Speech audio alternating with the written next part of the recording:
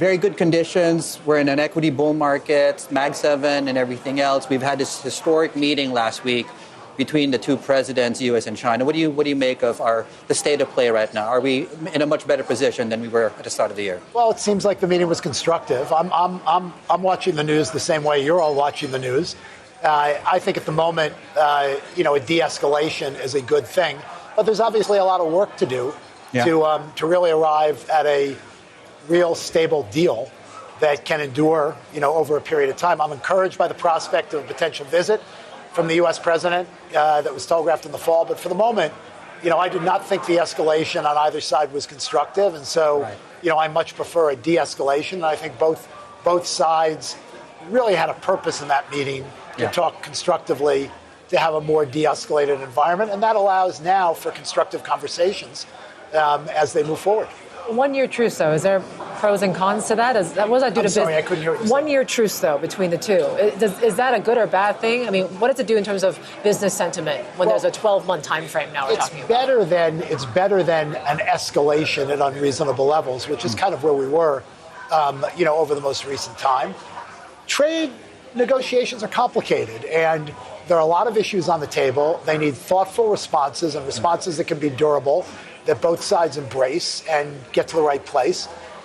Yes, there's some uncertainty because it's a 1 year, delay in all of this, but it's also a realistic period of time to try to get the right kind of deal done so both economies can move forward in a constructive way. And look, these are the two most important economies in the world. Right. I think it's very important that, we arrive in a better place where we can both participate constructively with each other in the global growth of the world. I mean, speaking of, let me borrow your phrase, participate, there's been a resurgence in equity capital market raising here in Hong Kong. A lot of the Chinese companies, tech or otherwise, are raising capital for the future. I want to get your sense, as someone who sits in New York, you travel, of course, all around the world. Is there a lot of appetite now from U.S.-based investors to participate by giving that capital to Chinese companies right now in order to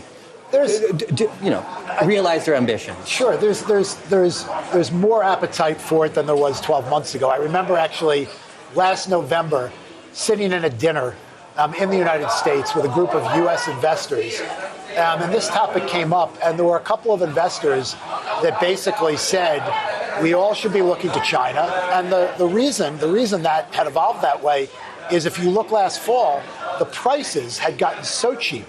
The capital flows had moved so in the other direction that you just knew that things would come more into balance and there'd be a recycling. And we've seen that recycling. You've seen a big move in prices year over year.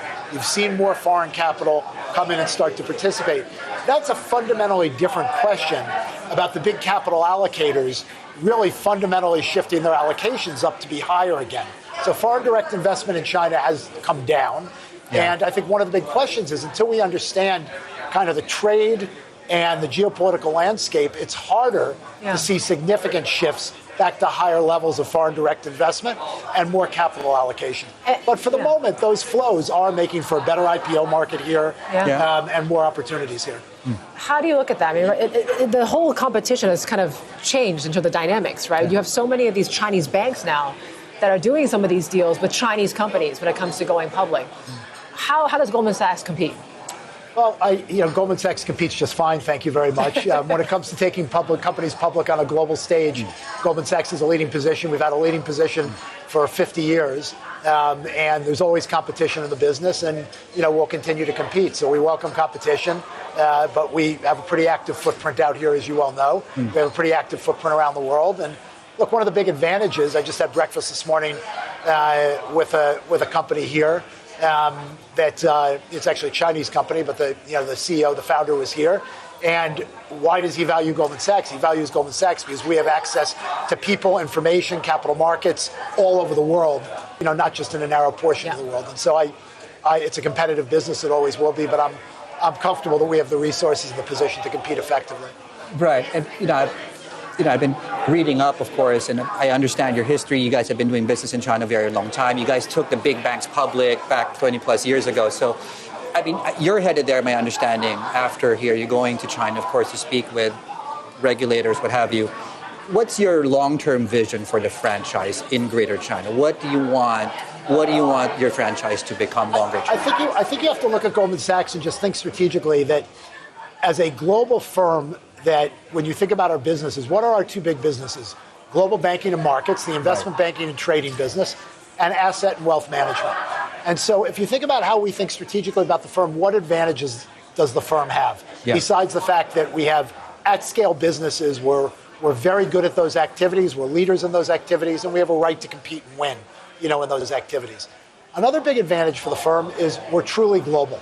And in fact, we're more global and have a capacity to communicate and interact globally for our clients in a way that not many firms can.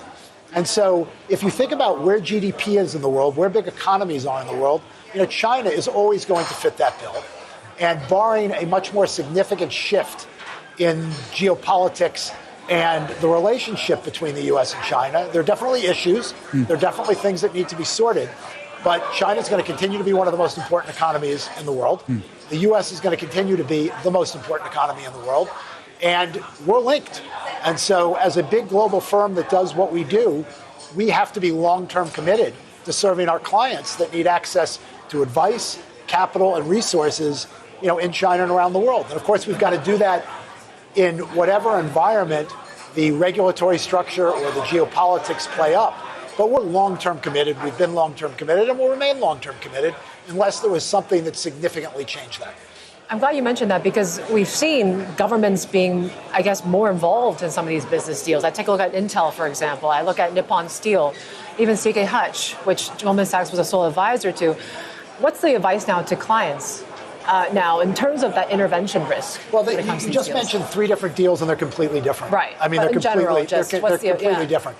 Governments are always going to opine and weigh in on different transactions. There are regulatory approvals in the United States. There's CFIUS. There are all sorts of issues where governments weigh in. That is a very different thing than a government taking an investment, in a specific company. Sure. Wouldn't surprise you, I'm not a big fan of that as a general practice. That doesn't mean there aren't exceptions, because I believe that the markets should allow capital formation and competition, around companies. And, this administration is in one or two situations. They're taking actions like that. As I said, I'm not black and white and dogmatic. There can be exceptional circumstances. But I don't think as a general practice, having governments take stakes in companies is the direction of travel we want our free market system to go. Right. You mentioned how would you describe the current environment for deals going into next year? Because I remember just sitting here this time last year, and we were going into 2025. There was a U.S. election. We weren't sure where the guardrails were going to be. Looking at next year, I was just speaking with Yvonne. I can't seem to think of a major risk apart from, I guess, fraud evaluation. We can talk about that later. But what's your sense of the environment right now, and what risks we have to consider? What's not obvious? Well, in the U.S., and the U.S. is a huge part of the global M&A market, either for target or acquirer. Right. I would say it's extremely constructive, and we see it. In our advisory business, you can take a look at our, M&A revenues last quarter, which are a reflection of deals closing. But if you also go through our earnings call, we made a comment about the level of our M&A backlog, yes. The very high level of our M&A backlog. Yeah. And that's just an indication of the fact that there's a lot of activity inside the firm. I say this is really rooted from the fact that we went through a period for 4 years during the Biden administration where if you wanted to do something strategically, if you wanted to do something significant from an M&A perspective, whatever the question was, the answer was no.